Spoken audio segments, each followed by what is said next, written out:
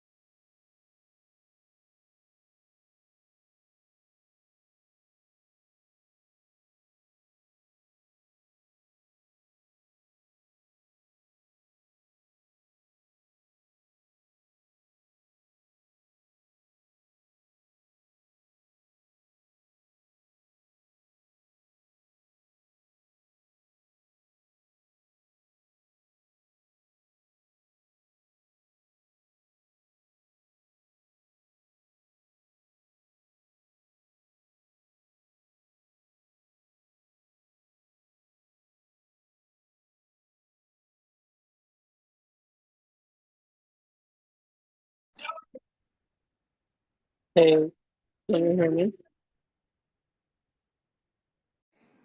Hi, yes, we can hear you, and we're going to start our meeting. All right, everyone, good evening. My name is Indiana Porta, and I, along with Jay Baez, are going to help run this meeting tonight. It is the Housing and Human Services Community Board 12 meeting for June. Today's June 5th, 2025. And I would like to, I think we've got quorum, so I will take a quick look at Yeah, that. uh, I think we have to promote some folks on the attendees. Okay, let me take a, John Francis and Marshall Vanderpool. all right, promoting right now. Thank you. See Marshall.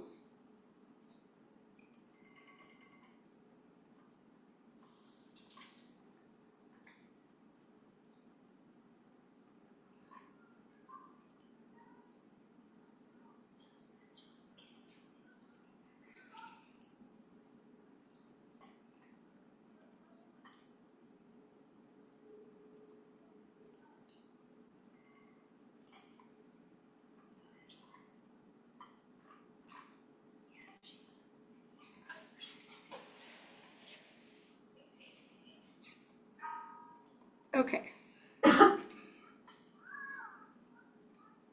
Can folks see and hear all right?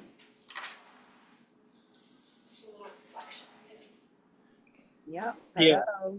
Okay, great. Do you have, is it just you in person, Indiana? Yes, it is. I know Radia said she was going to get on remotely as well. Okay. We can get started, but I don't think we have official quorum at the Not yet. moment. Yeah.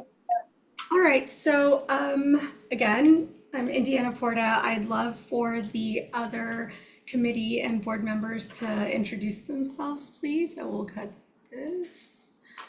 And maybe Jay, we'll start with you. Yeah, Jay Bias. I've been a board member for going to my third year. I was born and raised in Washington Heights. Welcome, everyone.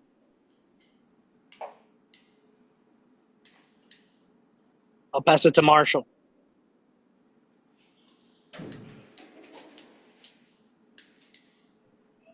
Good evening, everybody. Can you hear me? Yep.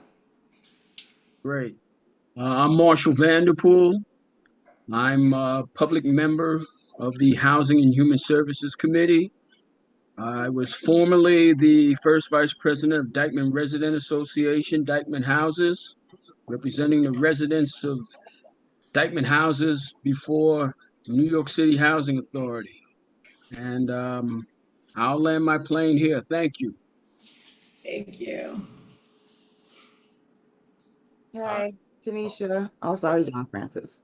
No, no, Tanisha, going on board member, just my second term. I'm the vice chair of the Youth and Education Committee, and I'm a second vice chair of the Community Board. Welcome. I'm gonna be off cam. Sorry about that, but I'm here. John Francis. Hey, all. My name is John Francis. This is my first term on the board. This is my daughter Selma. Very rambunctious. She's always with us at every single meeting. That's me. Love it. Thank you. Take one more look here and see if we've got anyone else that we need to promote. Don't think so. All right. So I am going to see if do we have any representatives or elected officials on that have updates for our committee this month?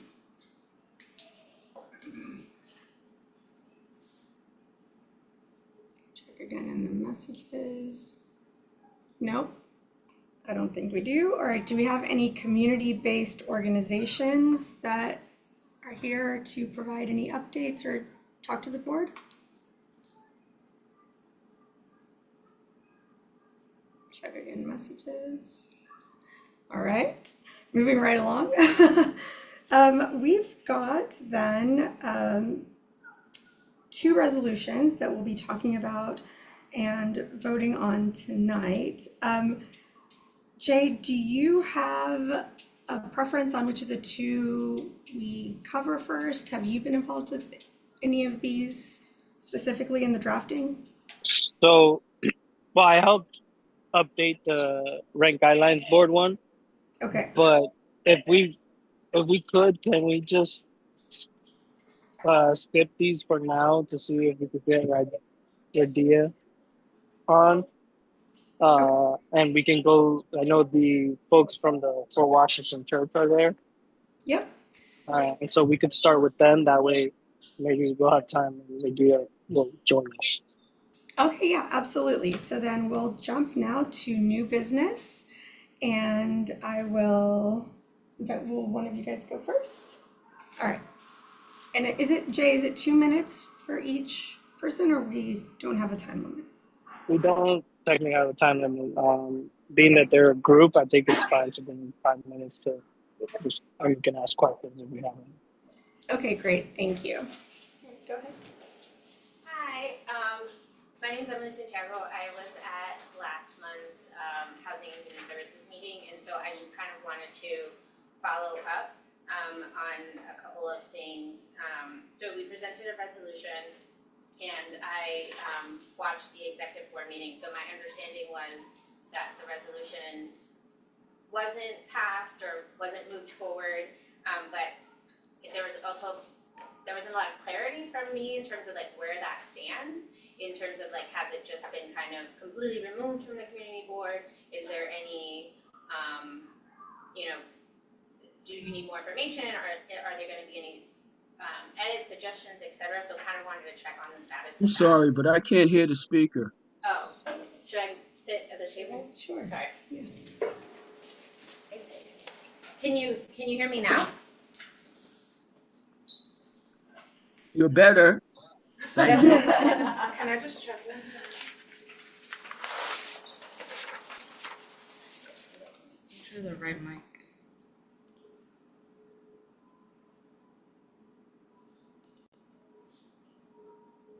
Can you hear?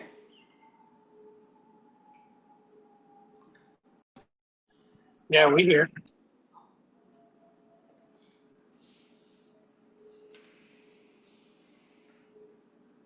I think that's the speaker. Oh, there you go. So It sounds like you muted yourself.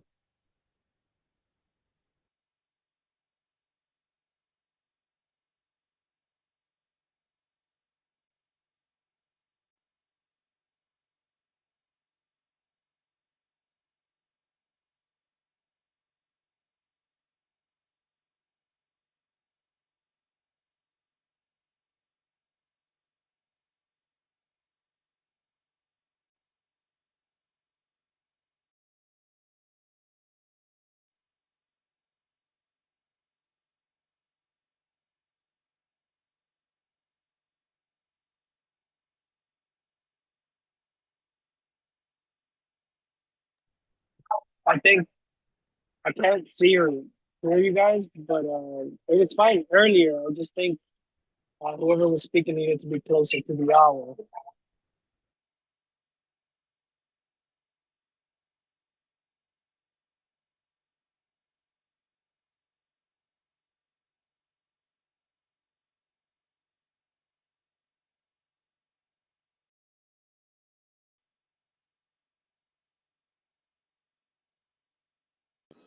Folks, can you hear us now?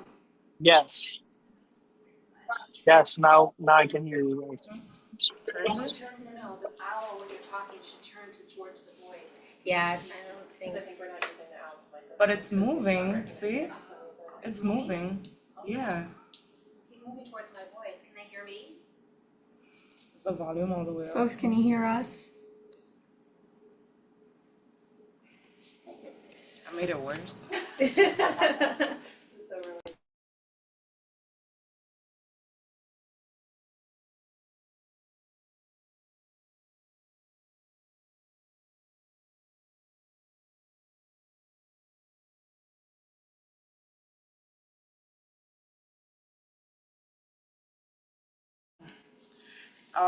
If it's not working and you don't want to hold up your meeting, just use the computer mic, but then Okay, we'll yell. I'll get a little Okay. closer if you don't mind. No, not at all.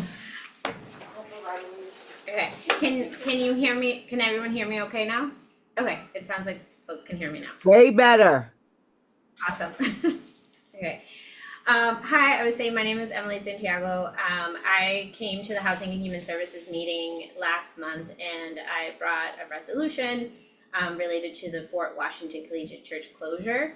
And just wanted to follow up on a couple of things because I know that it was discussed at the executive board meeting in terms of the possibility of writing a letter to Collegiate Church on raising the concerns that were brought up at the general board meeting and also at the committee meeting.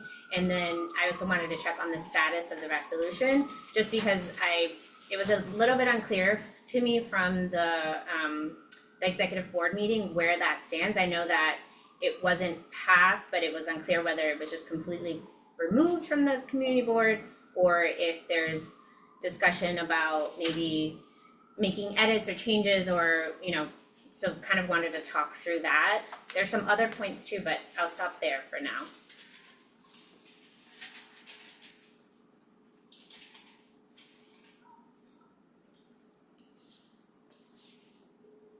I don't know if any board members have updates, especially in terms of the letter that Chair Kathy Diaz said she would write. I don't have an update on that. I don't know if any other committee members can speak to that. We can certainly follow up and, just be in touch with you, but I'm sorry, I don't have an update on that. Okay. Yeah, we could talk to Kathy because we're not part of the executive board, so we weren't here. But we can follow up for you. Okay, yeah, that would be great. And also in terms of the resolution, I also wanted to bring up some concerns that also were brought up in terms of the executive board meeting, pertaining to the resolution. I think there was a lot of discussion in terms of being able to take on this issue as a community board because of the fact that it is a church, and I understand this is a government body, so the whole concept of church versus state, but I just wanted to make it clear that when we talk about Fort Washington Collegiate Church, and especially in this context, we're not talking about it solely as a congregation, we're talking about it as a community space. So we're talking about it in terms of what it adds to the community as it pertains to the Fort Fridge, which feeds a lot of hundreds of food insecure families in Washington Heights. We're talking about it as a recovery center in terms of AA, NA. We're talking about it as terms of an art center with the orchestra, with the choir, as a community garden with the garden in Fort Washington. And so it's not, I personally, I don't see this as a church issue. It's more of a space issue, a community issue. There's also the fact that this is Collegiate is a charitable organization, and as a charitable organization, you're supposed to be giving back to the community. There's a purpose that you serve, and so again, asking them to come to the table and let us know what is it that you're planning to do with this space as a charitable organization. And so just wanted to bring that up. And there was also concern that all of the folks that are coming here are mainly representatives of the church, and it's like, no, we have community members who are also involved in this issue and can also speak to it. I know that there are some who are currently here, and then there are some members too that are in terms of the coalition that are on Zoom, and I don't know if they want to add anything as well.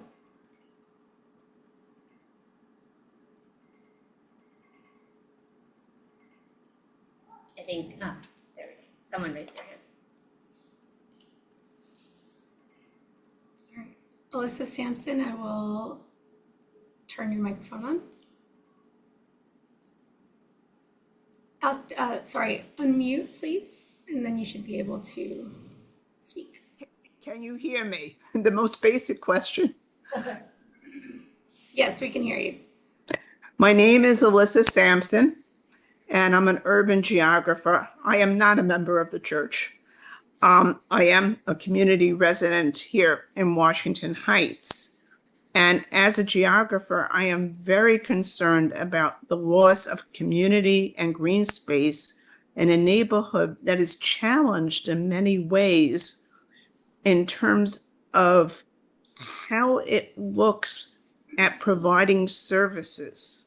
We also live in times that are politely referred to as uncertain in terms of the services that are provided today.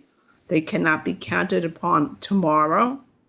You have at least 20% of the people in the catchment area immediate to the church who are below any version of a federal poverty line. That food pantry, there are days in which there are lines going around the block. It is a green space in which you have gardeners, and it's unusual because it's a community garden without individual plots. You have almost every arts organization in Washington Heights there. And just 3 blocks away, if you go down 181st Street, you see what is basically arrested development, in which developers have basically gotten permission from New York City to tear down sites and not erect something. And so the bottom line is that this site is about to be closed by the Collegiate Church. You have a June closure date. These groups are being kicked out. You have nothing in writing about the plans that the church is promulgating. We have at least 3 realtors in Washington Heights who claim to represent the church. They are talking about things like 99-year ground leases in the millions of dollars annually. How this will help the neighborhood, which desperately needs community space, it's not obvious how it might help the pocketbook of the collegiate church system is far more obvious. So the question of harm is quite real in not sending such a letter and in not passing resolutions that call upon the collegiate church and as a 501c3R under New York State Religious Corporation law, it's a charitable organization, as you just heard, as to their plans for the community, how this will benefit the community, rather than become just another eyesore in a building that's not maintained.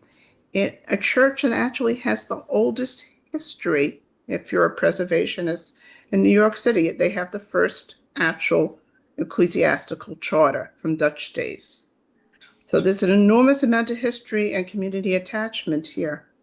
And I say this as somebody who has no connection to the congregation. Thank you. Is there anyone else who wanted to say anything? Hi, my name is, We need you to come up here.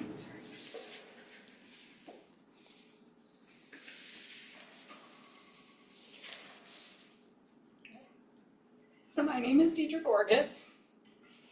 And, sorry, I searched very, very hard to find, I've been a member for about 13 years, and I searched very hard to find a church where it was inclusive, it was representative, it welcomed everybody. And someone recommended for Washington, and I walked in and there it was. Everyone is welcome. And I don't, there's no place else like it. There's no other place that I can go to feel safe when I'm, just to feel comfort, to just have a breath from the storm. So that's gonna be a huge loss to myself and other members of the church. Thank you.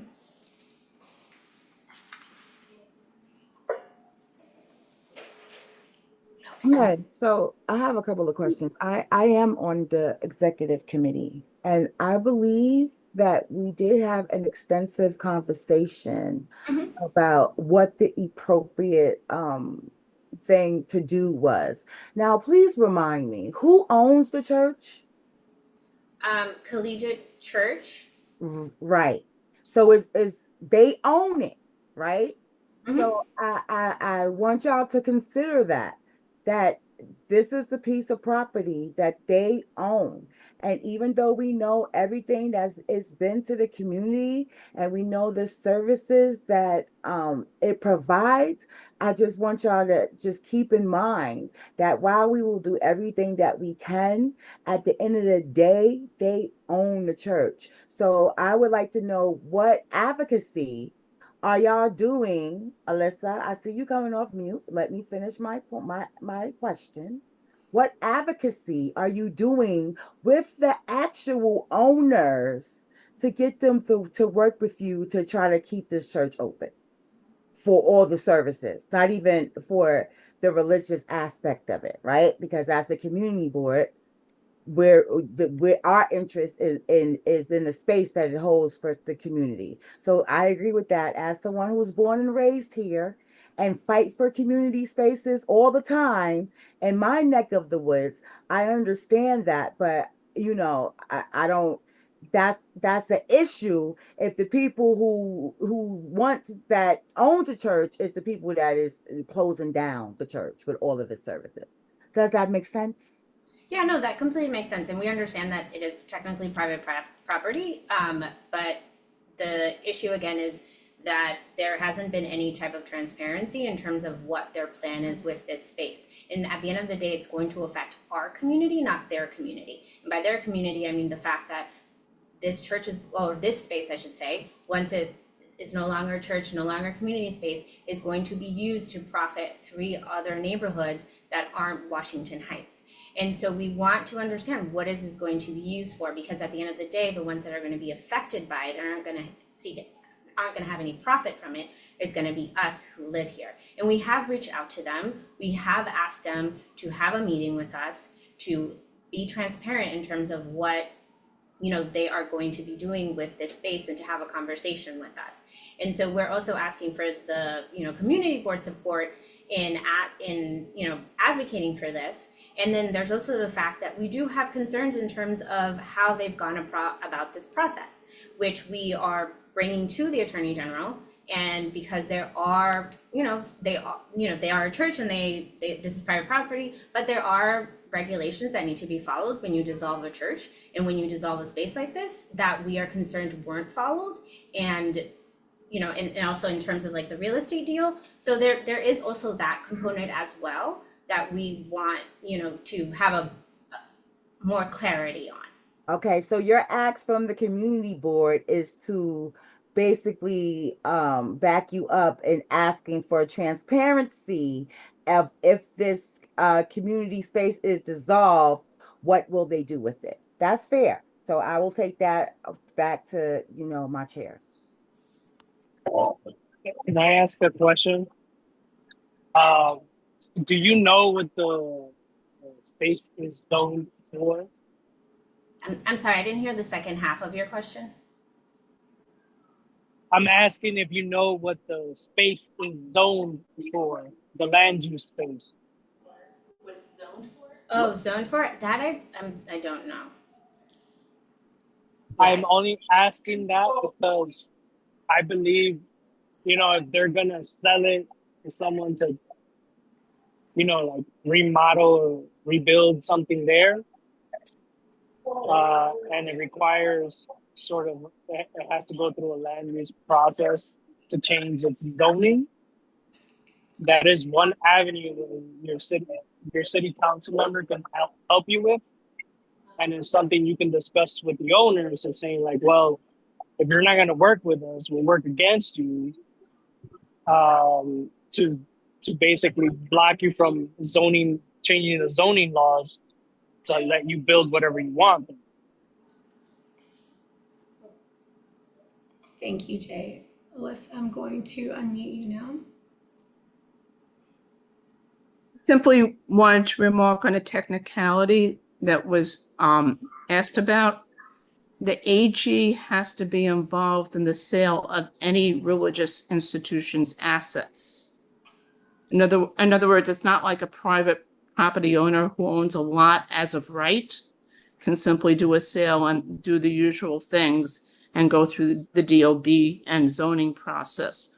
So there actually has to be AG approval for a not-for-profit religious corporation to be able to dispose of an asset.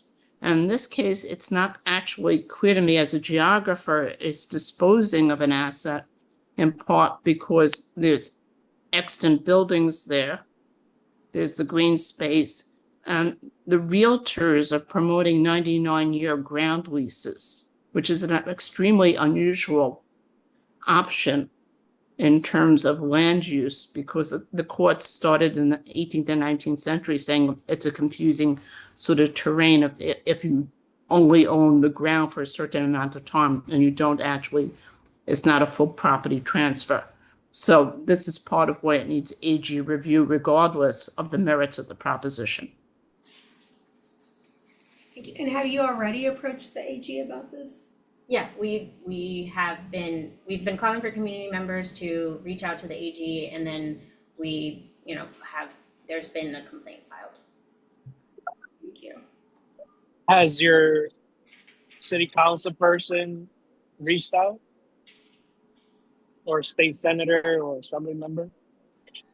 We have been in communication with elected officials, and we are working on getting a letter from our elected officials to send to Collegiate as well.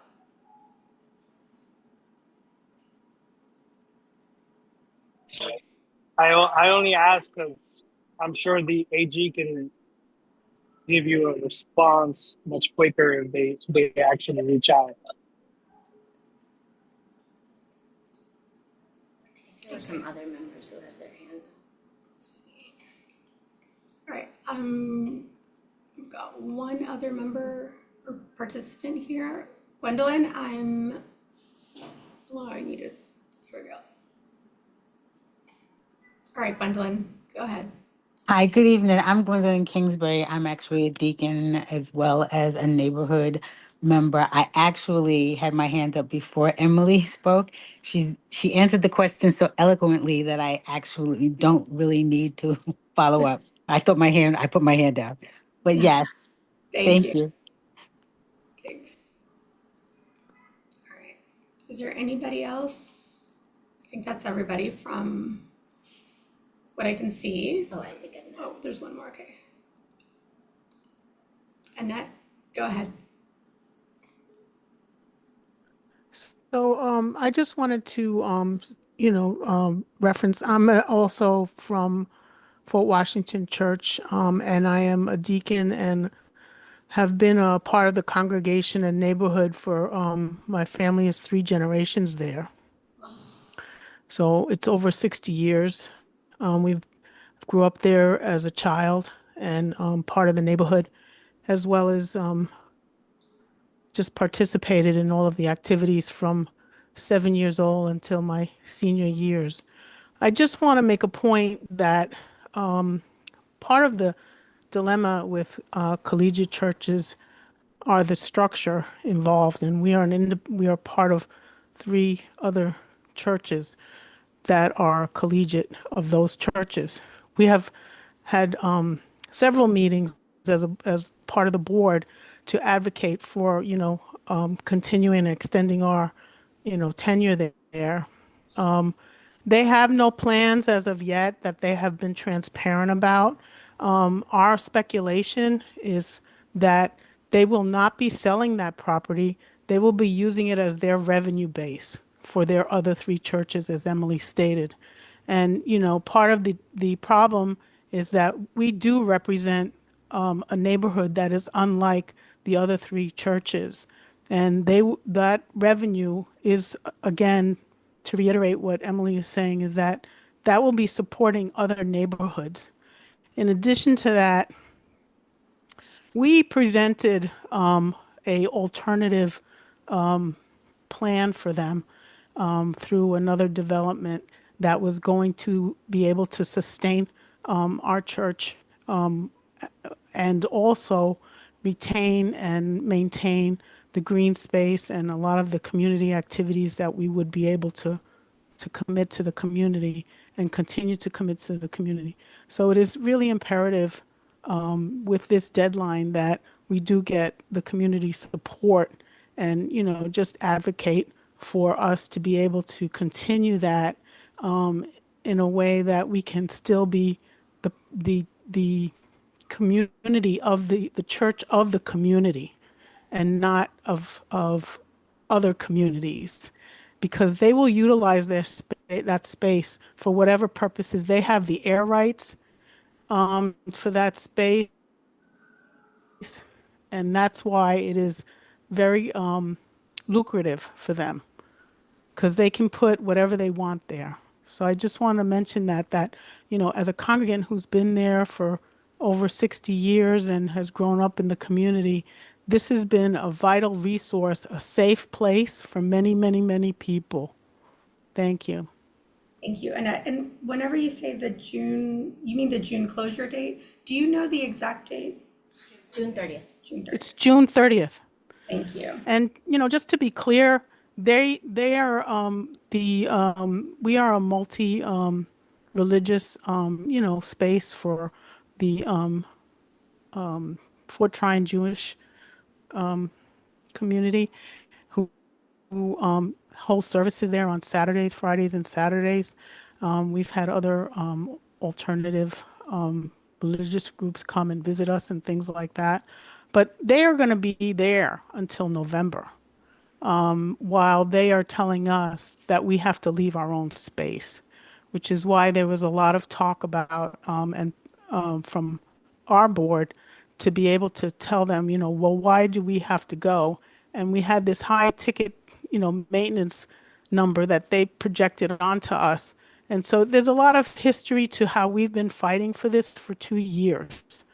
that, we've been trying to get them to, not put us under this deadline and to extend it. And we had a viable solution that was ready, that was presented to the board, and the board, voted against us, which was the other three churches.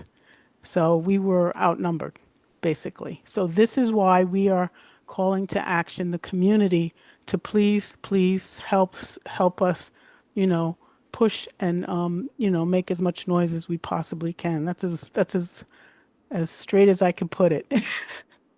Thank you.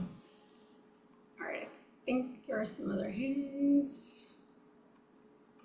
I just see one. Tiffany, feel free to start whenever you get a chance. Hi, can you hear me? Yes. Okay. Hi, my name is Tiffany Lee, and I'm with another faith-based, community-based organization called Altagracia Faith and Justice Works. So I have no insider, information about what's happening at Fort Washington Collegiate Church. I just wanted to come on and voice my support for the community and their openness in collaborations over many years.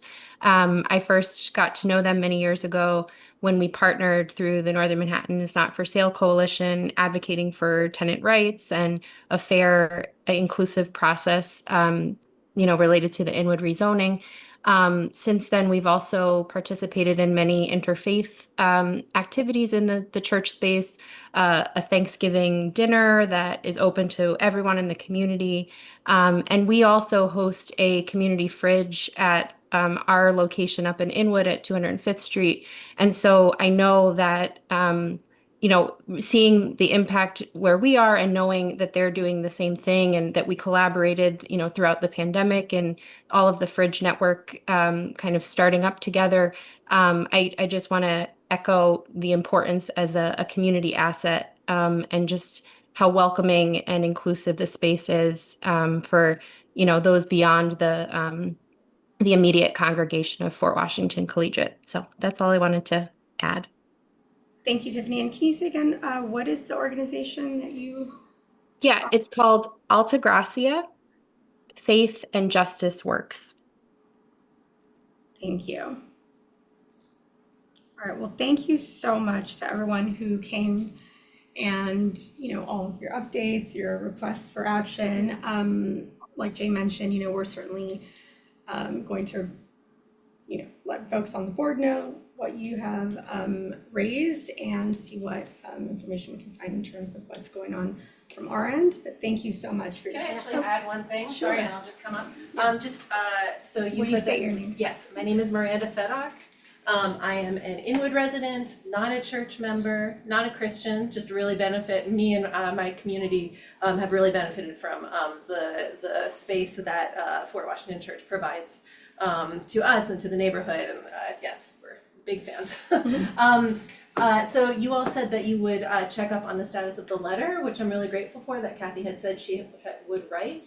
I was also wondering if we could get some information regarding, since the resolution did not pass or did not even come to a vote in the executive meeting, is that something that's just in the garbage now and we can't talk about the resolution anymore? Or is is it something where we need to revisit that text and maybe revise it for future meetings, for future possible, to be voted on?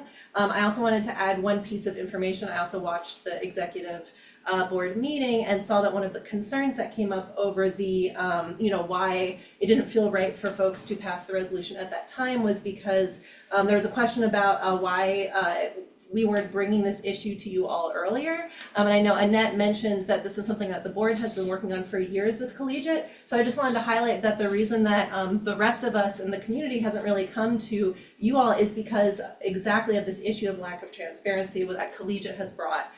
So there is so much lack of transparency, and I know board members on the call here, I'm sure, can speak to this more, between Collegiate and the local board, and then the sense that the local board was not able to speak to anybody else, could not even speak to their own congregation about what was going on, let alone those of us who aren't in that congregation. So the rest of us really haven't become aware of any of this until the last few months, and since we've been rallying, as we said, and trying to continue to get Kalicha to come to the table with us and to talk about these things. But I just wanted to address that concern that came up in the executive meeting about the resolution, that's why this timeline feels so pressed now, is precisely because of this issue of lack of transparency, which is what's been causing this issue all along. So any sort of update that we can have about being able to move forward with the resolution would be fantastic. Thank you. Thank you very much. Really appreciate it. Thank you so much for having us. And again, I just want to highlight, I know we've been talking a lot about what the church means to the community, but it is also more than just a church. It is a space, it is a community space, and we're advocating for everyone who uses the space. And this will be a tremendous loss to the community if we lose this and it becomes, whatever it becomes that isn't going to serve our community, and we're not going to be the ones who benefit from it, and instead we're going to be the ones that potentially have all of the repercussions. So thank you so much. Thank you. Really appreciate it.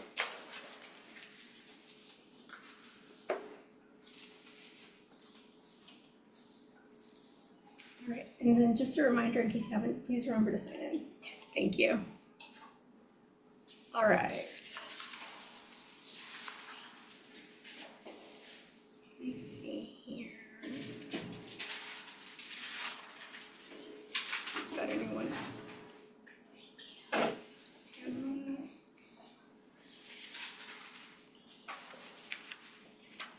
Jay, should we go ahead and move on with one of the resolutions? Yeah, John, John, I'm not sure because I haven't been told, but are you considered excused? Jay, you real choppy.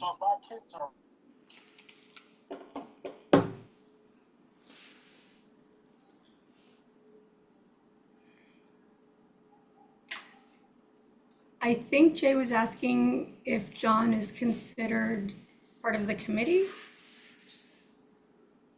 or excused.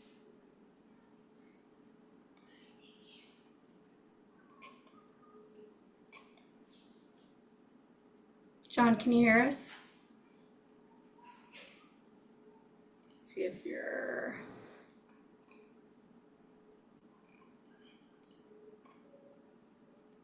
John, you should be allowed to speak. All right. Jay, if we don't hear back from John about this, do we need to put it off? That discussion about that resume? Well, we can still discuss, we just can't vote on it. Okay. So we can go ahead and discuss it. But if he's not considered an excuse, we can't vote. With Okay. Marshall, you, and Tanisha, and him, that's fine. And we would be fine. Okay. All right. So I don't know if we've got the resolution up to share. Want to start with the rent guidelines resolution, Jay? Yeah. All right. I'm going to see if I've got it pulled up. I don't think we do.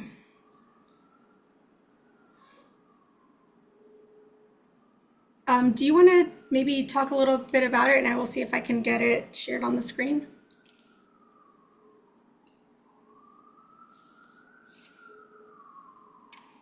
Yeah. Okay. Can you hear me clearly? Yes, we can. Okay. So this is a very similar resolution that we did last year. As you guys know, this year, the Rent Guidelines Board is proposing a minimum of 1.75 for 1 year and a minimum of 3.75 for 2 years. The maximum, I can't remember off the top of my head, but either way, both are very high. And I updated the reso to include more recent data. The only thing I wasn't sure about how the committee would feel was last year we had pushed for a rent reduction of 5%, and the city council passed a resolution to do the same. And the issue here is that I'm not sure that the city council is passing another resolution asking for the same. So at the end of the resolution, I say we still support that, and I gave alternatives as well as saying we prefer the reduction. So that's basically what the resol says. But if any of you didn't have a chance to look at it, let me know. Hopefully Indiana can put it up and we can review it together if folks need time.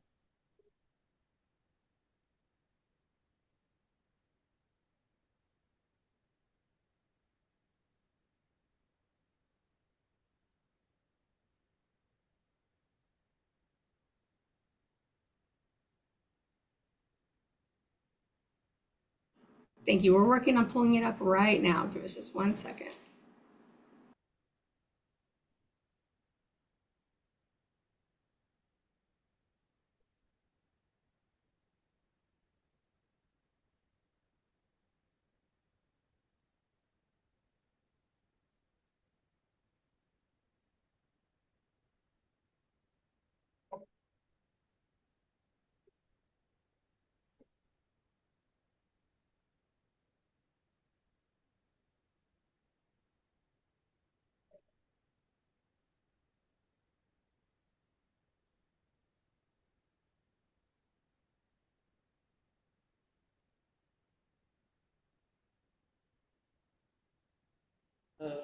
Okay, so we're gonna look and see if we can find the resolution here. It's by date. Do you know when it was passed? It hasn't been passed yet. We're voting on it. Oh, so it's not gonna be. Okay. All right, so I don't think that we've got the resolution up on our open, whatever it's called, the Jay, do you have it? Can Jay just email it to us now? Perhaps?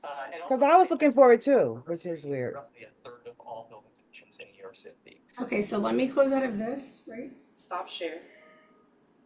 You see? Mm-hmm. So I sent this earlier this morning to everyone. I sent an old version the night before and the updated one this morning. Tanisha, you should have it. Everyone on the board should have it. Paola and Ebenezer have it. I did forget to put Noemi in the email. Okay. Okay. Well, the final resolutions are the ones that are up. Okay. All right. Let me see if I can pull up my email on here without sharing it with everybody publicly. Give me 1 second to just try and pull up or download that document.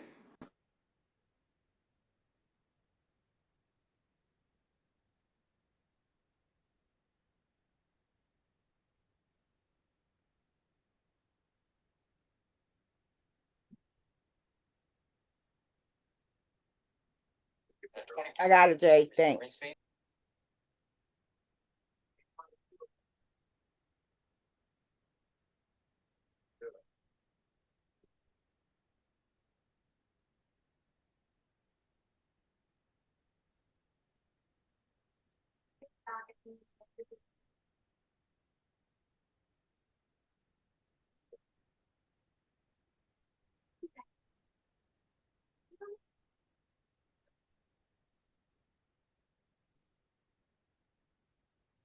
All right, we're pulling this up right now.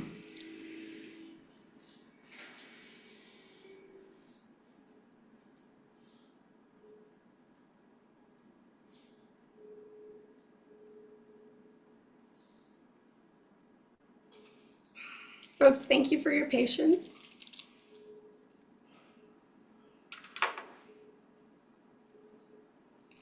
For some reason, it's not.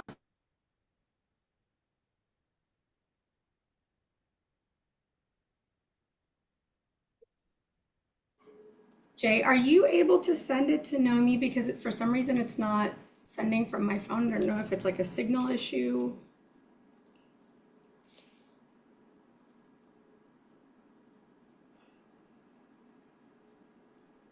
Yeah, let me try right now. Okay, thank you so much.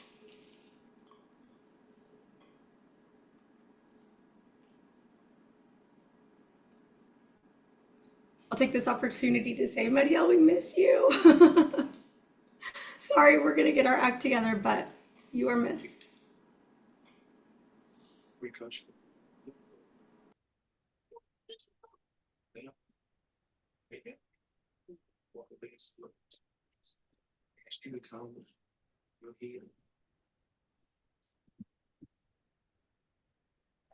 Yeah, It's a very quick overview. whereas according to the United States 2020 Census, the median household income in Washington Heights and Inwood is 57,117,000.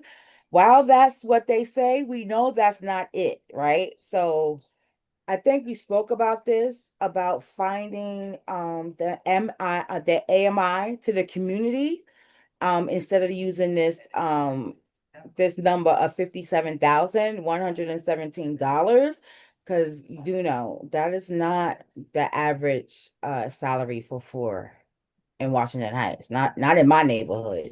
Anyway, love some feedback on that. Okay, thank you.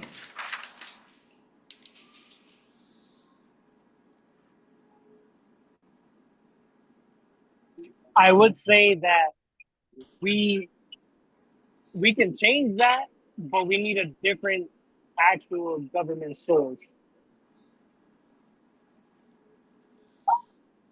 I We just believe that need we can hit up Carmen's office to get the numbers of the AMI of the neighborhood. Like, we need the AMI of Washington Heights. Like, the AMI is always drastically different than the federal number and the state number, right, Jay? So we know that. So I'm not comfortable with, having a resolution with those type of numbers when that is not the case for my neighborhood. We have the biggest amount of, rent stabilized apartments in our community. That's all I'm saying. So I don't disagree. Yeah. I don't disagree. But can you I'll hit them email up. them? Yeah. Yeah. Thank you. All right, we're still working on getting this pulled up, but I think maybe just for transparency, I will read the resolution. At least we've got something orally on the record for our meeting. Does that sound all right? Okay. Not yet? It's showing sent on my end, and then I don't know if Jay was going to try to send it to on your end. But in the meantime, I will read it out loud so that we've got something on the record for our meeting. All right, so it's a resolution calling on the New York City Rent Guidelines Board to adopt a rent freeze for rent-regulated apartments for 1 or 2 year leases commencing October 1st, 2025, and on or before September 30th, 2026. Whereas, at a scheduled public hearing on April 30th, 2025, the New York City Rent Guidelines Board proposed unjustifiable increases in rents for rent-stabilized apartments with a range of, for 1 year leases commencing on or after October 1st, 2025, and on or before September 30th, 2026, 1.75% to 4.75%, and for 2 year leases commencing on or after October 1st, 2025, and on or before September 30th, 2026, 3.75% to 7.75%, and to be finalized in June 2025, despite clear evidence that New Yorkers cannot afford further increases. And whereas these increases come amid record housing insecurity, including continued high eviction filings, displacement, and growing homelessness. And whereas the New York City Rent Guidelines Board reported in their 2025 Income and Affordability Study the following: that the unemployment rate increased to 5.3% in 2024, which is up 5% from 2023, that the average real wages decreased by 0.4%, that the inflation rate, the consumer price index, rose by 3.8% in the New York City metropolitan area during 2024. Regarding electricity costs, experienced a significant increase of 12.3% in 2024, following a 4.7% rise in the previous year. Cash assistance recipients, the number of cash assistance recipients increased by 16.2%.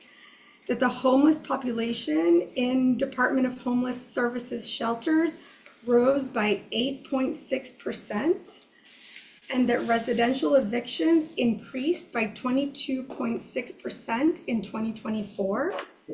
And whereas these increases come amid record housing insecurity, including continued high eviction filings, displacement, and growing homelessness, and whereas the report indicates a continued rise in evictions despite a decrease in non-payment filings, which highlights ongoing housing instability in New York City, with 13,711 residential evictions recorded in 2024, up from 11,186 in 2023.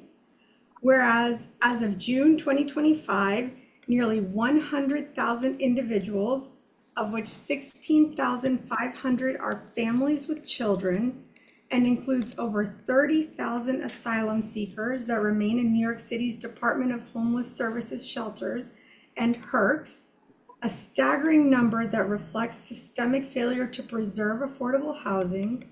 And whereas in 2023, 43.1% of tenants, excluding those receiving rental assistance or living in public housing, were considered rent burdened, meaning they paid more than 30% of their income towards contract rent, which is particularly concerning in Manhattan neighborhoods like Washington Heights and Inwood, where the median household income is just $57,117.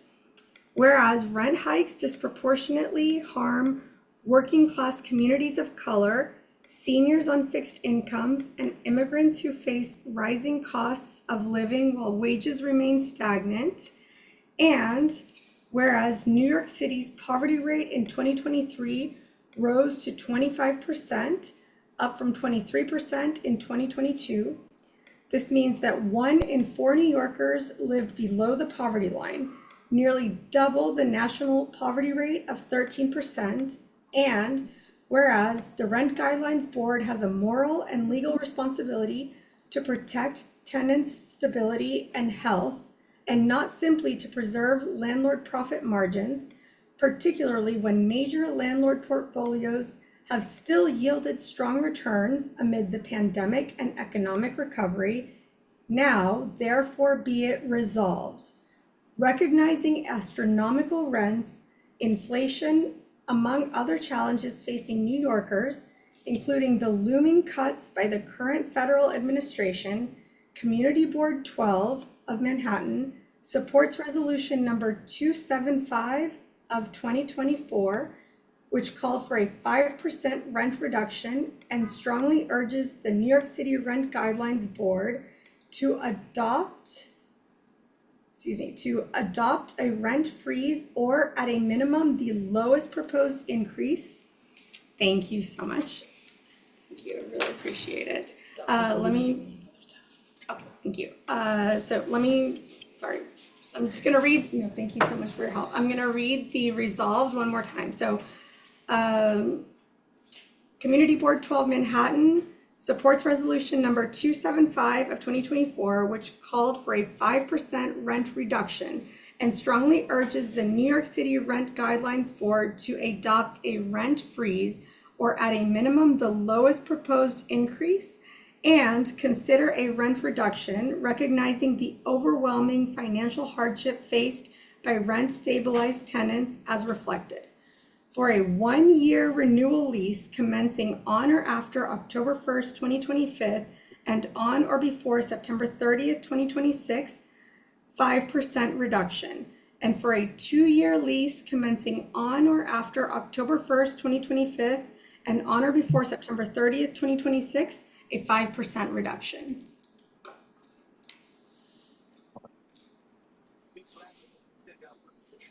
Other than Tanisha's recommendation about changing the area income to a different figure, are there any other comments, proposed edits, feedback?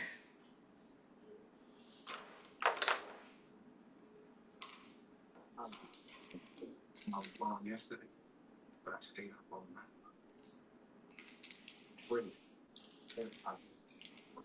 You can get a glass of wine. That sounds good. No? Okay. Let me check here and see if we've got. I'm going to scroll up a little bit just so folks can see the first part of the resolution, especially folks online. No. All right. People had to watch me. I'm gonna scroll down just a little bit, and then if there's no comments, I will on.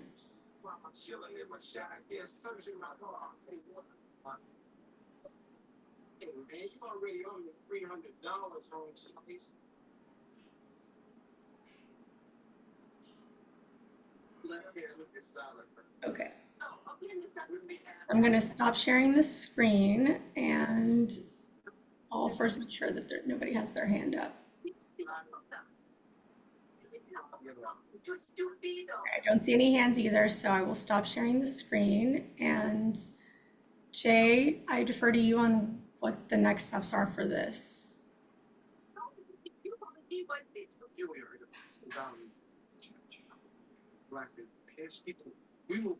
I don't think we've got enough board members here to vote on it.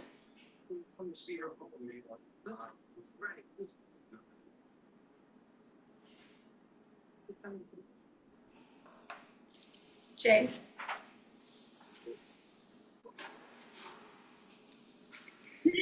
Is John considered excused? John, you're back, right? Yeah, I'm right here. Are you considered excused? Like, do you have permission to be able to vote and count the quorum? I always have done it this way, so I think so. Well, can someone ask Noemi should know the answer to it. Do you know if he is excused? We're looking into it right now. Like me, that's what I'm gonna do.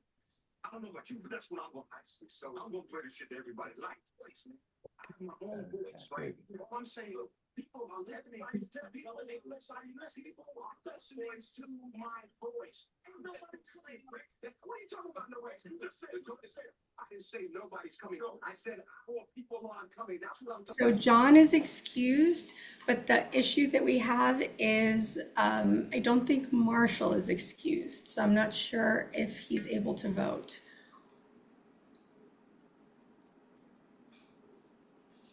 Oh, no, I should be excused because I submitted the affidavits that they asked for, but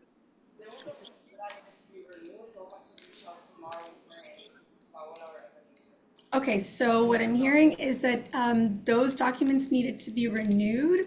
So we would have to follow up tomorrow morning, or you may need to follow up tomorrow morning with Ebenezer to see if that status was renewed for you. Because apparently it's not showing up on the sign-in form, unfortunately.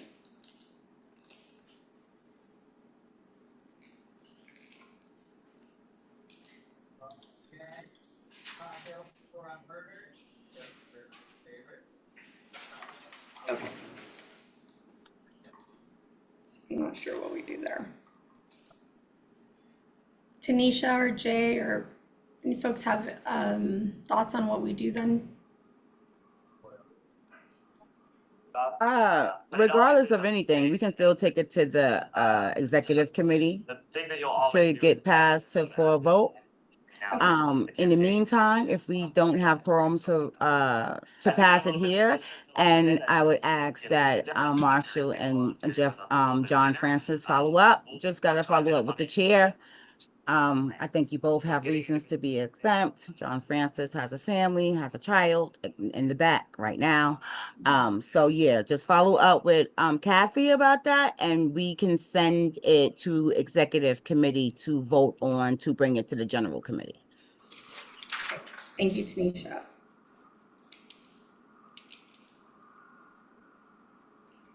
All right, and then who worked on the HPD down payment assistance grant resolution?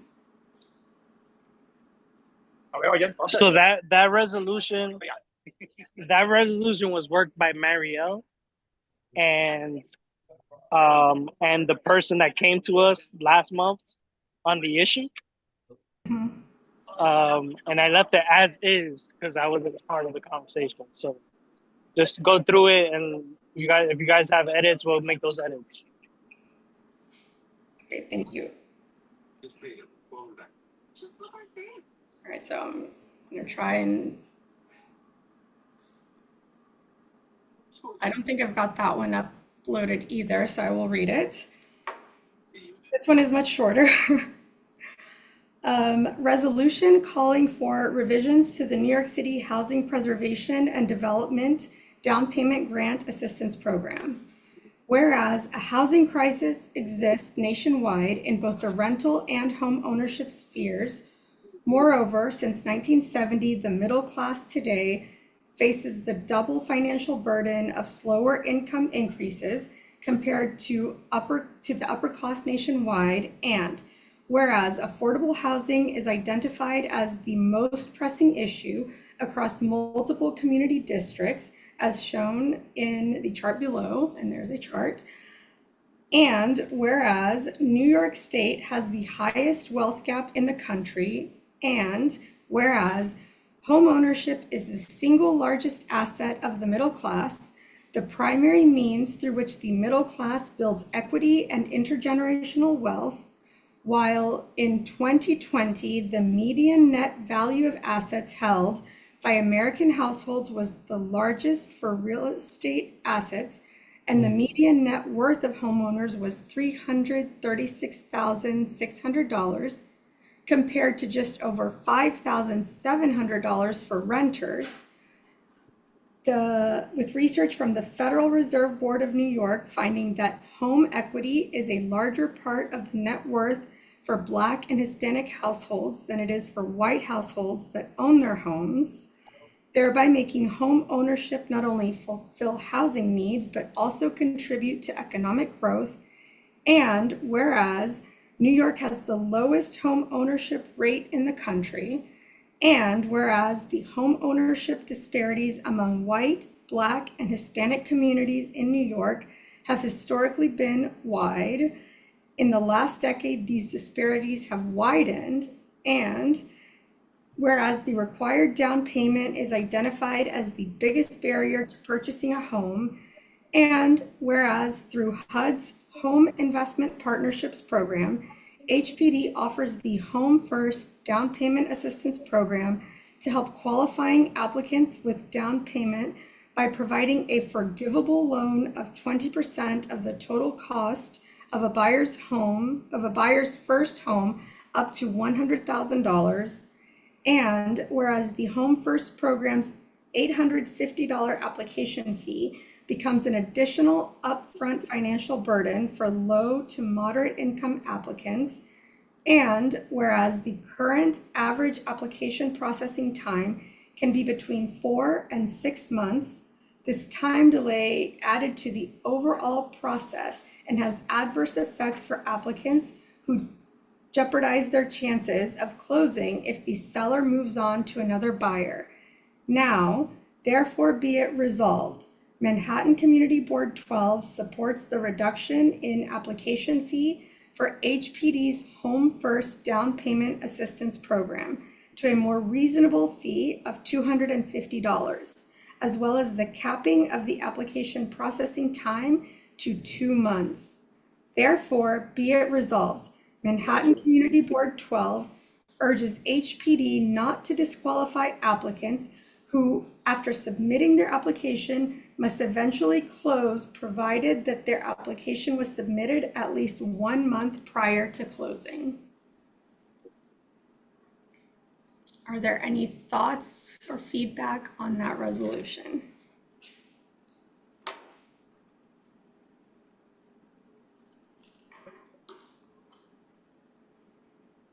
Are there any concerns or any potential flags or opposition? I'm looking right now to see if anybody has any hands raised.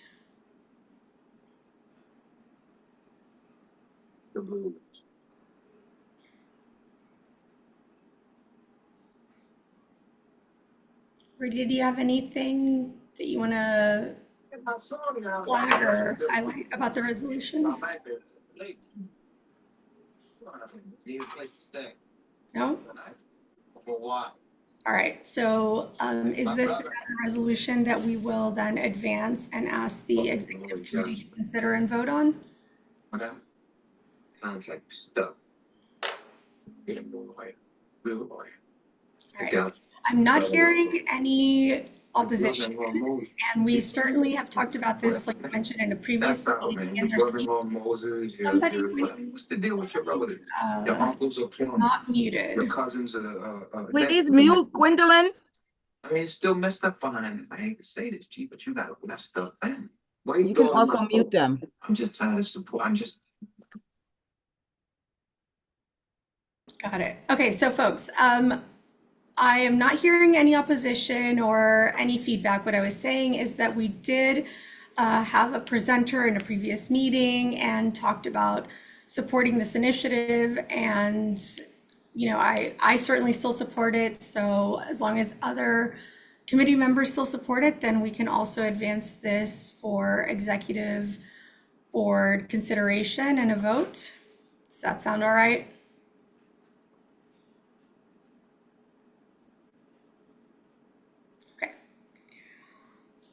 All right, so unless anybody has anything else to add on either of those resolutions, we'll advance them both to the executive committee.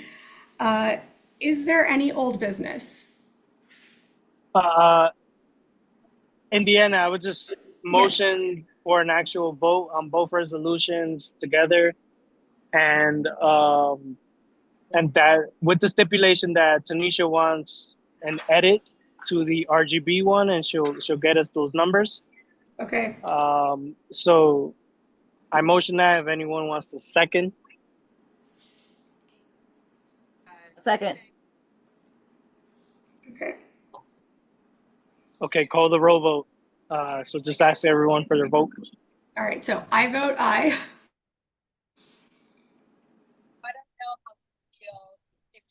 Just say people's name while.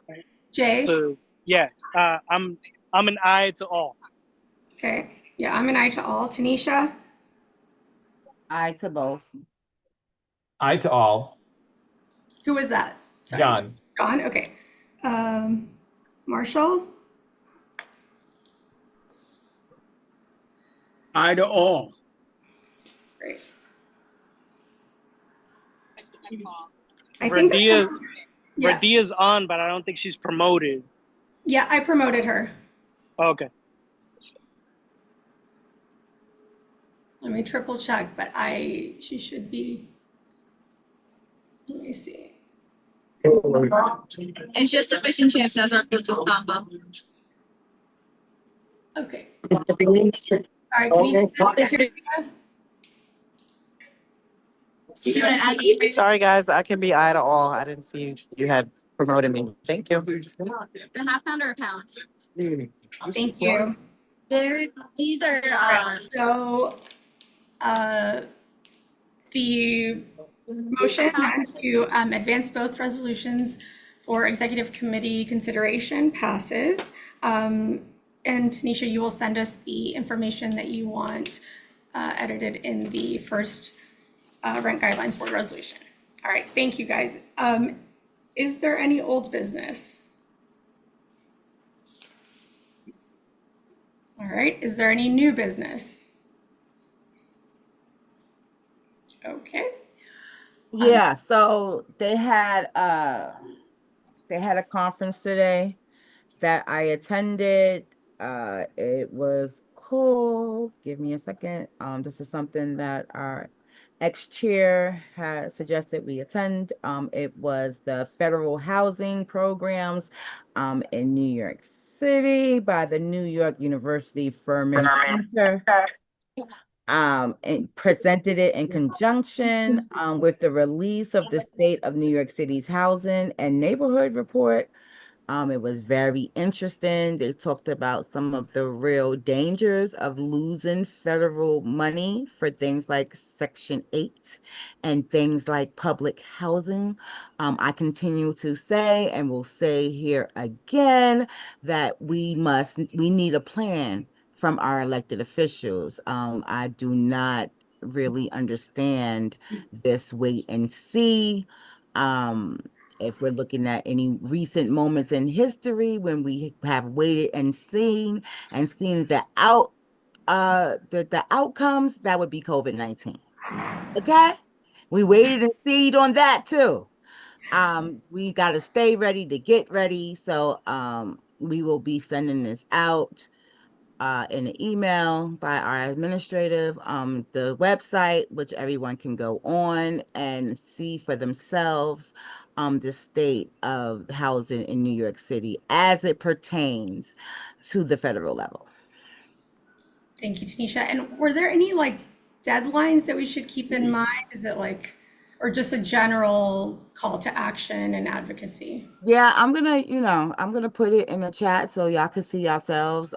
It was generally, let's just like, people who had HUD and DSS, pretty much talking about the support that we received, the additional support that we need, and what it would look like if the state and city had, was to pick up those costs, what that would look like. It has to be a plan, and I urge all of us to hold our elected officials, our state, our city, and our federal government to task on what's going to happen.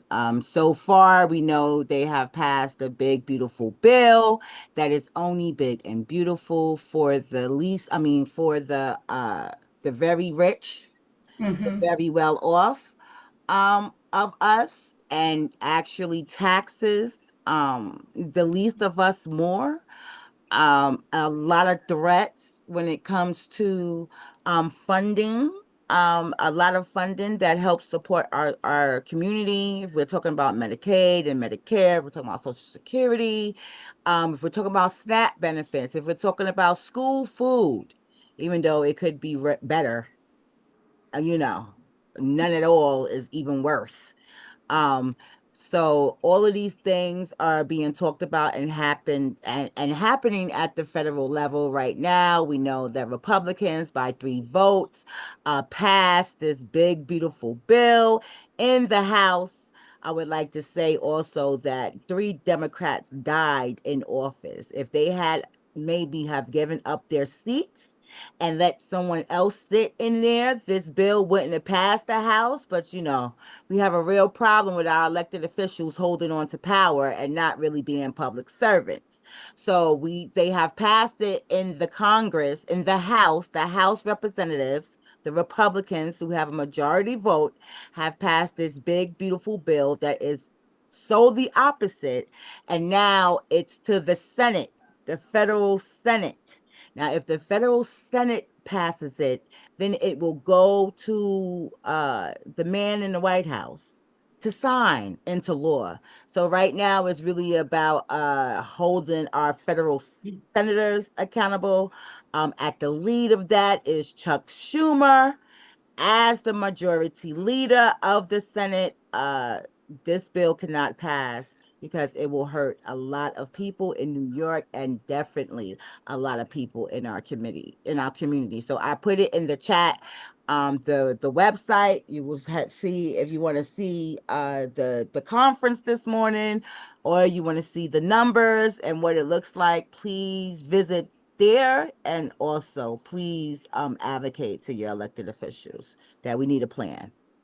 We need to stay ready to get ready. Thank you. And then just for those who are unable to see the chat, it's at furmancenter.org/state of the city. So Furman Center, FurmanCenter.org/state of the city. Thank you. I'll put it in the chat for the panelists as well. I mean, for the For community. everyone. Okay, thank you. Got All your right. back, India. You're doing an amazing job. Oh my gosh, no. Thank you, but no. I just wanted to add my kind of piece of new business, which is related to housing as well. In the last 2 months, HUD signed an agreement with the Department of Homeland Security to share immigration information. And they are, they've said basically that they're going to start looking through folks who are receiving some sort of housing assistance. And, somehow it's not really been articulated yet. It's unclear what the specific plan is, right? But kind of in this thread of immigration enforcement and creating fear and creating, honestly, despair and just a terrible situation all around. There's a lot of fear in our communities, right, about what will happen with that for the folks who know. And there's also just not many people know what's happening. And I think that includes some of our elected officials. So just want to take this opportunity to highlight that it would be good for everybody, but certainly for this committee to keep an eye on what that partnership, ends up looking like, and to see ways that here in the city we can fight back. So, maybe thinking ahead to the fall, it may be good to have conversations and invite the elected officials or representatives from their office to come and talk to us about what their efforts are in fighting back that exchange of information and, the threat that people may lose any housing support that they have because someone in their household is not, does not have lawful immigration status here. And then on a related note, since we're human services, just kind of thinking ahead for this next, for what's coming up in the fall, right? I would encourage us to invite organizations that serve, immigrants, both undocumented students, visa holders, lawful permanent residents, and naturalized citizens to come and more closely engage in our committee. So to come and present, but also maybe just to come, even if it's every other meeting, and just keep us abreast, because it seems like these days there are changes, right? There's an executive order every other day, it seems like, and a lot of it does impact, whether it's housing or our immigrant community. And there's talk about, with this funding bill, right, changes to Medicaid, which I think falls under the health committee and our committee, changes to things like SNAP for food assistance. Also, I think could be maybe a good joint meeting between health and our committee. So just kind of throwing that out there for things to keep an eye out on and thinking ahead what some of the meetings in the fall would look like or could look like, right? And open to any other ideas. Are there any other items for new business? Looking to see nothing in the chat. Confirming here if there's any hands raised.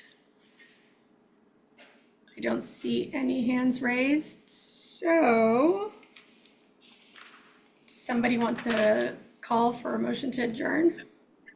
I motion to adjourn. Thank you. Does anyone second? John seconds. Thank you all so much for your patience. Thank you to those who are watching at home, and we appreciate your patience. I believe that the resolutions from this meeting will be posted on Airtable, so you will have a chance to see them. And just as a reminder, they are advancing to executive committee, so there's also an opportunity to hear discussion about them when that meeting happens later this month. Thank you, everybody. Really appreciate your flexibility, and thank you for joining us. Have a good evening. Bye.